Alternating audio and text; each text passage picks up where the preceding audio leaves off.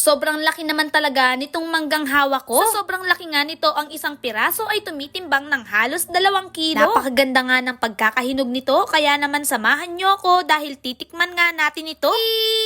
Hello mga bishi!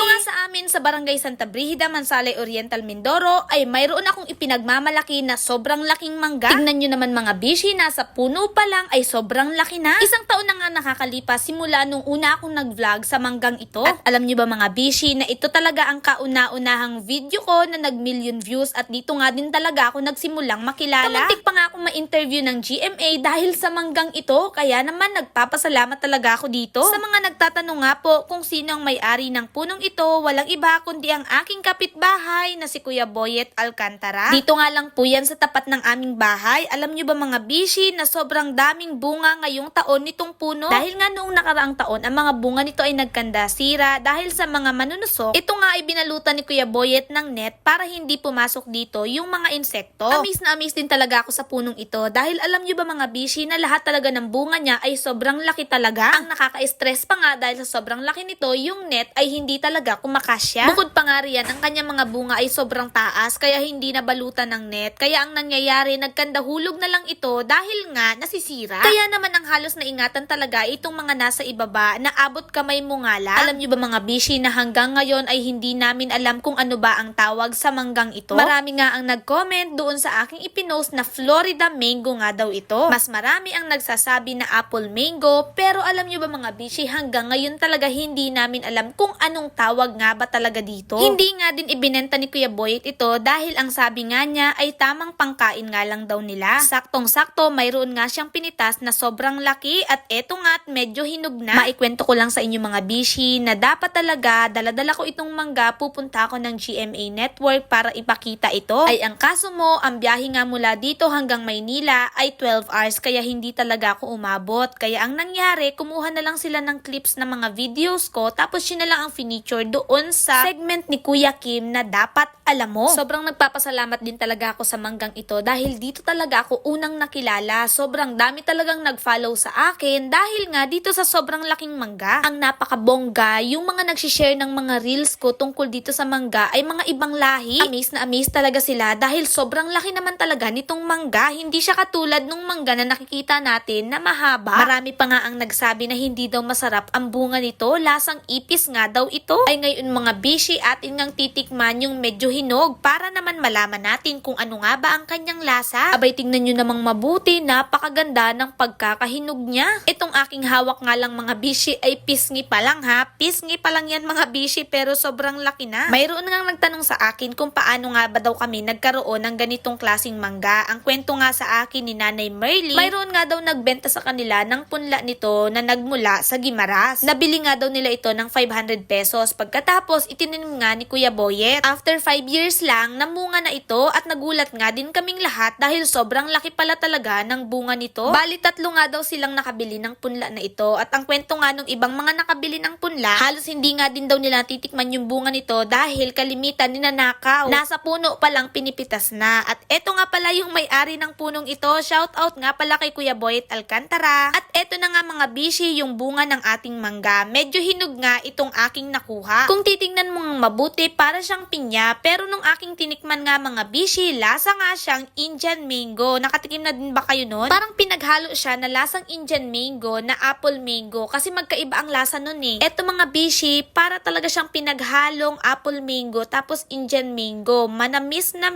medyo maasim. Totoo nga yung sabi nila na sa isang piraso pa lang ay busog na busog ka na. Alam nyo ba mga bishi na hindi ko talaga kayang ubusin yung isang piraso nito. Kasi dito pa lang sa 2 gayat na kinakain ko, busog na talaga ako. Masarap nga itong kainin kapag mayroong asin, pero nung amin nga itong binuksan, hindi man lang ako nakapag-prepare. Kasi syempre, hindi naman ako may-ari nito. Kaya kumbaga, nakikikain lang din talaga ako. Charis. Kaya naman samantalihin ko ang pagkakataon na pasalamatan yung tunay na nagmamay-ari ng manggang ito. Walang iba kundi si Kuya Boyet Alcantara. Maraming salamat talaga sa iyo kuya. Dahil nga sa manggang malaking ito, sobrang dami nga ang nag-follow sa akin. Kamuntik pa nga akong kong maging artista at ma-interview ng GMA o diba ang bongga-bongga. Kung itong hawak ko nga ay medyo hinog, abangan nyo naman yung susunod kong video. Dahil yun talaga mga bishi, malalaway ka dahil medyo habal nga yung aking nakuha. O paano ba mga bishi, hanggang dito na lang muna. Maraming salamat sa inyong patuloy na panonood. Patuloy po sana tayong pagpalain ng ating puong may kapal. Paalam!